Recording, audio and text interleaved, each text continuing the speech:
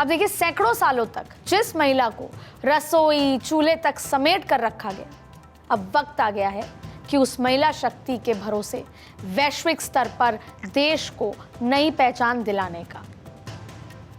अब मैं आपसे शुरुआत में कहा था कि आज आपसे एक पत्रकार के तौर पर नहीं, महिला के तौर पर बात करूंगी, क्योंकि एक महिला के तौर पर मैं इस बात को समझती हूं कि हर किसी के जीवन में महिलाओं की हिस्सेदारी बहुत बड़ी है।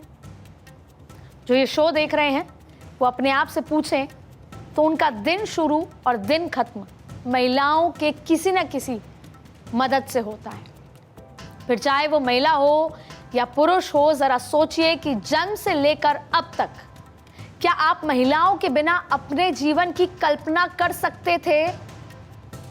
हर किसी के जीवन में महिला कभी माँ, कभी बहन, कभी पत्नी, कभी बेटी के रूप में अपनी भूमिका निभाती आई है।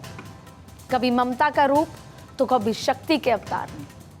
तमाम चुनौतियों के बावजूद भी महिलाओं ने इतिहास के पन्ने में अपने आप को हमेशा साबित किया है, हमेशा।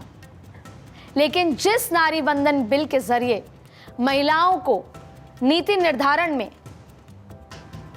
लॉ बनाने में,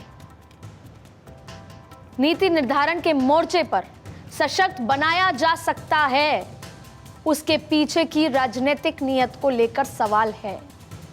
दरअसल इस अधिनियम को लागू करने के लिए भी अभी 2 शर्तों को पूरा करना बाकी है।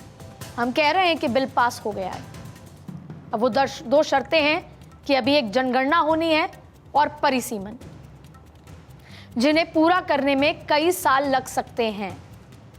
तो नारी शक्ति वंदन अधिनियम के मुताबिक महिला आरक्षण कानून आगामी जनगणना के बाद लागू होगा और कानून बनने के बाद होने वाले जनगणना के बाद ही आरक्षण लागू करने के लिए नए सिरे से परिसीमन होगा।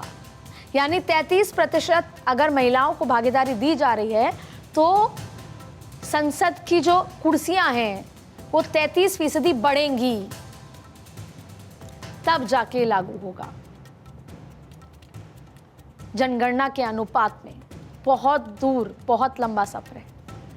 इसीलिए राजनीति में आधी आबादी की हिस्सेदारी का सफर अभी बहुत लंबा है।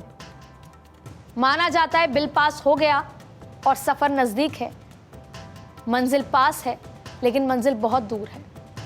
जो 2 शर्तें हैं उनको पूरा करने में अभी सालों लग सकते हैं। और यही वजह है कि हमारे और आपके, हम सभी के जीवन में कभी देवी, कभी जननी, कभी ममता की साक्षात मूर्त की भूमिका निभाने वाली नारी शक्ति के सशक्तिकरण की नीति केवल कागजों में ही नहीं बल्कि नीयत में भी साफ दिखनी चाहिए। और इस नारी वंदन अधिनियम को जल्द से जल्द धरातल पर उतारकर साबित किया जा सकता है। और बार बार अलग वजहें गिनाकर महिला आरक्षण बिल को लटकाने वाले राजनेताओं के लिए ये जरूरी है कि वो आईना साफ करने की जगह अपने चेहरे पर लगे धूल को हटा लें।